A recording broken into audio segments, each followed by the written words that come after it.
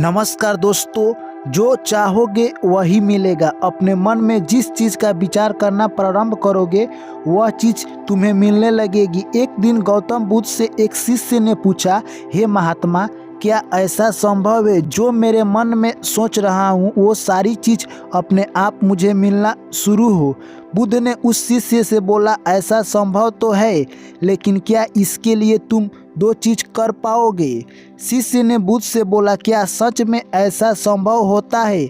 अगर हाँ तो महात्मा बुद्ध, आप मुझ पर कृपया करके बताने का एहसास करें। कैसे संभव है? मैं इसके लिए कुछ भी करूँगा। बुद्ध ने शिष्य से बोला, सुनो, तुम अपने मन में जो चाहोगे वो तुम्हें मिलेगा। इसका पहला उपाय है कि तुम्हें अपने मन को अपने नियंत्रण में लाना सीखना होगा।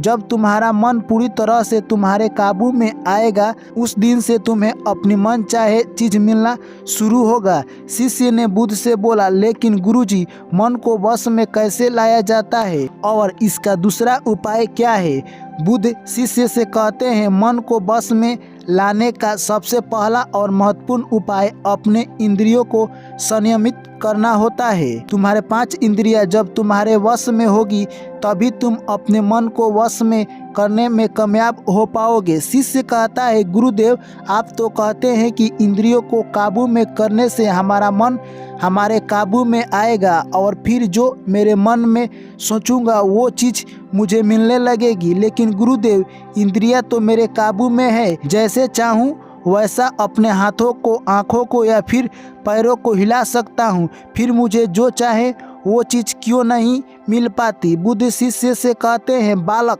तुम अपने 5 इंद्रिया की क्रिया के बारे में अपने मन में विचार कर रहे हो, लेकिन अपने 5 इंद्रियों को अपने काबू में रखने का असली अर्थ यह है कि तुम्हें किसी भी भौतिक चीज़ का मोह न रहना।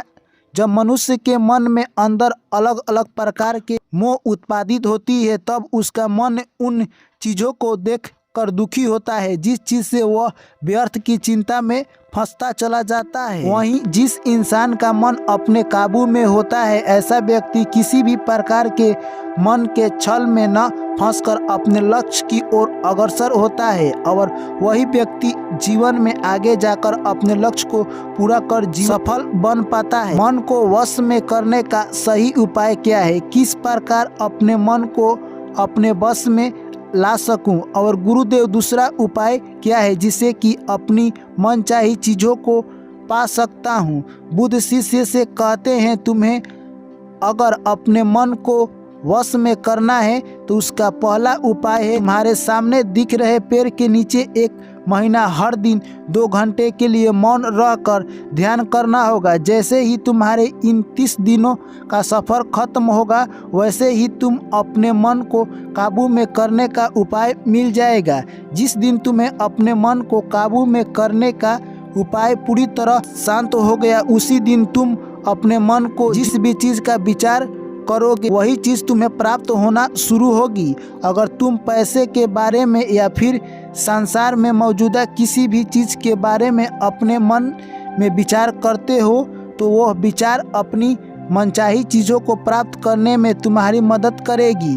पर इसके लिए तुम्हें अपने मन को वश में कर पाना अत्यंत जरूरी है। जब तुम अपने मन को वश में कर लोगे तभी तुम्हें दूसरे उपाय के बारे में बताऊंगा। शिष्य बुद्ध को प्रणाम कर कहता है, यह तो काम काफ़ी आसान है। 1 महीना ही क्या, मैं 1 साल तक 2 घंटे उस पेड़ के नीचे बैठ सकता हूँ। आप मुझे आज्ञा दे, कल से मैं ध्यान में बैठने के लिए तैयार हूँ।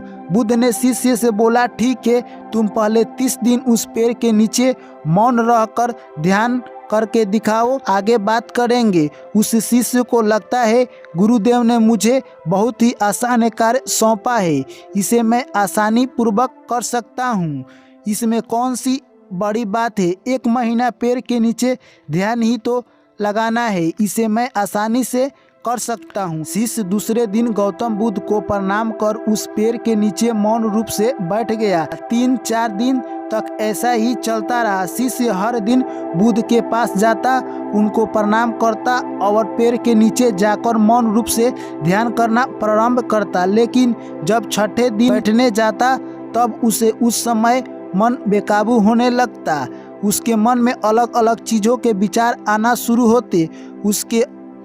उसने अब तक जिस लोगों से बुरा बर्ताव किया है, अपने साथ गुरुकुल में पढ़ रहे भाइयों को उसने हर बार कैसे मूर्ख बनाया है और अपनी तारीफ करने के लिए गुरुजी को कब कब झूठ बोला है, इन सारी बातों के विचार उसके मन में उत्पादित होने लगते हैं, जिससे उसका पूरी तरह ध्यान मन में नहीं लगता। उसका पूरी तरह से ध्यान में मन लगना बहुत ही मुश्किल होने लगा।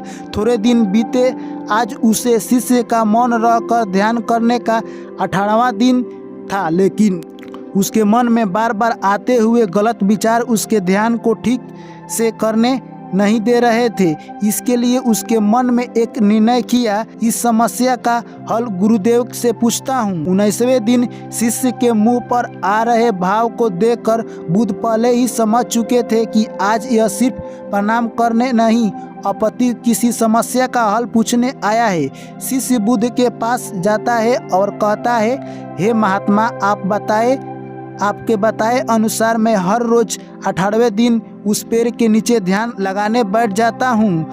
शुरुआती दिनों में तो मैं जब ध्यान लगाने बैठता था तब मेरा मन पूरी तरह से लगता था, लेकिन अब उस पेड़ के नीचे जब मैं अपना ध्यान लगाने बैठ जाता हूँ तब मेरा ध्यान अच्छे से नहीं लग पाता है। मेरे मन में अलग अलग प्रकार के विचार आते हैं। जो विचार मुझे आते हैं उनके बारे में सोचकर मुझे अपनी सोच के ऊपर गुस्सा आने लगता है। मैंने अपने गुरु भाइयों के साथ कितना गलत, कितनी बार अपनी प्रशंसा के खातिर झूठ बोलना, इन सभी गलती विचार मुझे अंदर से ही अब तक विचार गलत था, इस बात को उजागर करते हैं, जिस वजह से मेरे ध्यान पर मन लगना तो दूर, मैं ध्यान करते समय इन्हीं विचारों से जूझ रहता हूँ। महात्मा बुद्ध मुझ पर कृपया करके और मुझे इन गलत विचारों को अपने मन से पूरी तरह खत्म करने से सहायता कीजिए। बुद्ध शिष्य से कहते हैं, तुम्हें जब मैंने पहले दिन मौन रहकर पेड़ के नीचे बैठने के लिए कहा था तब तुम मन में किसी भी प्रकार के विचार नहीं आ रहे थे, लेकिन अब 19वें दिन बीतने के बाद तुम्हारे मन में अपनी गलतियों के विचार उत्पादित हो चुके हैं, जिसका कारण एक ही है। जब तुम अपने गुरु भाइयों के साथ मस्ती करते थे, सबको अपनी तारीफ करने के लिए झूठी कहानियाँ सुनाते थे, तब तुम शांत रहकर अपने मन को अपने मन से बात न कर पूरे दिन गुरु भाइयों के सामने बढ़ावा करने में समय व्यतीत करते थे। लेकिन जब तुमने अपने अंदर अपने मन से बात करना प्रारंभ किया तो तुम्हें अपने आप ही अपनी गलतियों के बारे में विचार आना शुरू हुआ, जिसका कारण है कि व्यक्ति अपने आप से किसी भी सवाल को पूछता नहीं है। लोग शांत रहकर खुद से बात करना पसंद नहीं करते और दूसरे से अपनी समस्याओं का हल पूछकर उदास होते हैं। जब इंसान अपनी किसी भी प्रकार की समस्या का हल शांत रहकर अपने आप से पूछता है, तब उस वक्त उस व्यक्ति की बुद्धि खुद ब खुद उस इंसान को बताना शुरू करती है। जब तुम अपने आप से बात करना प्रारंभ करते हो, तुम्हें खुद की इच्छाएं और बुराइयों दोनों दिखना शुरू होती है, जिसका फायदा तुम्हें भविष्य में होना शुरू होता है। यानी जब तुम्हें अपनी गलतियां दिखाई देती है तब तुम उन पर शांति से काम करो, तुम अपने आप आगे बढ़ना शुरू कर दोगे। जिस वजह से तुम अपने मन में जिस भी चीज़ को सोचते हो उस चीज़ को प्राप्त करने का रास्ता तुम्हारी बुद्धि तुम्हें दिखाना शुरू करती है। बुद्ध कहते हैं, इसलिए मैंने पहले ही दिन तुम्हें बताया था, जैसे जैसे तुम शांत रहकर अपने मन से विचार करना शुरू करोगे वैसे वैसे तुम्हें अपनी मनचाही चीज़ें मिलना प्रारंभ होगी। बुद्ध शिष्य से बोले, गुरुदेव, अपने मुझे दूसरा उपाय बताने का भी वादा किया था, मुझे लगता है कि वो उपाय इससे आसान होगा, कृपया करके मुझे दूसरा उपाय बताइए। इतने में गौतम बुद्ध बोले, तुम्हें दूसरा उपाय तुम्हारे 30 दिन पूरे होते ही बता दूंगा। शिष्य बुद्ध को निराश भरी नज़रों से देखता और वहां से चला जाता। थोड़े दिन बीतते ही आज उस शिष्य के 30 दिन पूरे हो चुके थे। शिष्य बुद्ध के पास चला जाता और बुद्ध से पूछता, हे गुरुदेव, मुझे मेरा मन इतना हल्का क्यों लग रहा है? आज मेरे मन में पहले से कम विचार आते हैं और मेरे मन में किसी भी चीज़ को प्राप्त करने का मोह भी नहीं है। लेकिन गुरुदेव, दूसरा उपाय क्या था जिसे आपने उस दिन नहीं बताया? बुद्ध शिष्य से कहते हैं, दूसरा उपाय था ही नहीं, बस मैंने तुम्हें इसलिए दूसरा उपाय के बारे में बताया था क्योंकि तुम ध्यान के इस 30 दिन में भटक न जाओ, जिसमें तुम्हारे अपने अंदर का आवाज़ को पहचानने में मदद हो और तुम जान सको कि ऐसा संभव जरूर है, जो तुम चाहोगे तुम्हें मिल सकता है। लेकिन अपने मन को वश में करने के बाद इसके रास्ते और भी आसान हो जाते हैं। इसलिए इंसान का मन अगर उसके वश में है तो वो अपनी मनचाही चीज़ों को प्राप्त करने में समर्थ रहता है।